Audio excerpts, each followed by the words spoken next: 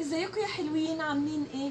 انا النهارده هقدم ريفيو عن انواع صبغات مختلفه انا استخدمتها. عايزه اقول لكم انهي واحده اكتر ثبات في اللون، انهي واحده ما بتاثرش انها تخلي الشعر ينشف او يجهد من كتر الصبغه. اي واحده كمان بتساعد على تغطيه الشعر الابيض تماما. بصوا انا استخدمت اللي هي الجي كي 7.3 اللي هي الاشقر الذهبي. تمام، هقدر اقول لكم انها مش بطاله، ما بتنشفش الشعر، لكنها في الشعر الابيض ما بتغطيهوش بصراحه احسن حاجه. وجربت كمان جارنيه، انا ما بغيرش ما بين الاشقر الذهبي او الاشقر الغامق. جارنيه دي درجه 6، شايفين؟ دي اشقر غامق. تمام، جارنيه جميله وكل حاجه، وبتيجي طبعا كامله متكامله معاها حمام الكريم بتاعها، معاها الكلوفس اللي بتلبسيه في ايدك عشان طبعا تمنعي الصبغه. الكريم بتاعها ده شكل الانبوب بتاعها من جوه.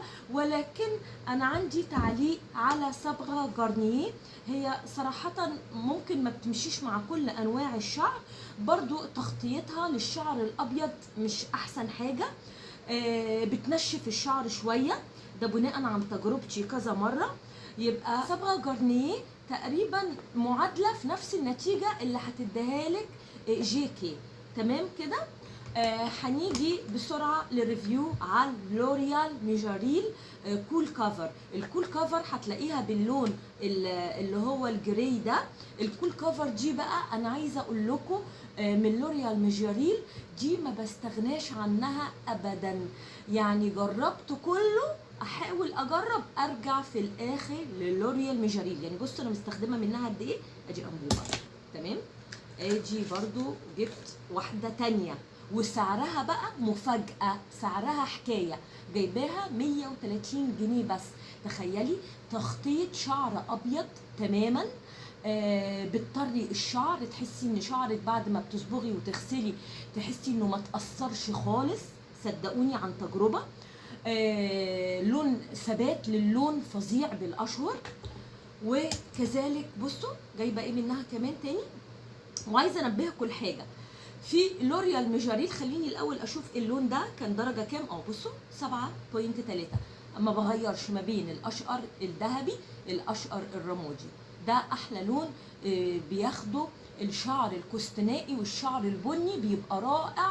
وممكن كمان تضيفي عليه خصلات من الهايلايت، هيبقى تحفه ويعمل ماتشنج مع بعضه، هيبقى حلو جدا. وطبعا انا قلت لكم في فيديوهات سابقه ما ينفعش تصبغي وانتي شعرك او فروه راسك ملتهبه او فيها اي حبوب، ما ينفعش تماما. اوكي، وبتعملي طبعا اختبار الحساسيه من بعض الصبغات، وبتجيبي حته كده من الصبغه على جلد ايدك الداخلي، لقيتيه احمر وحصل عمليه اورينتيشن، على طول بتوقفيها وما بتصبغيش. يبقى الصبغه دي بتسبب لك حساسيه، او النوع ده بالاصح من الصبغات بتسبب لك حساسيه، بتشوفي نوع اخر.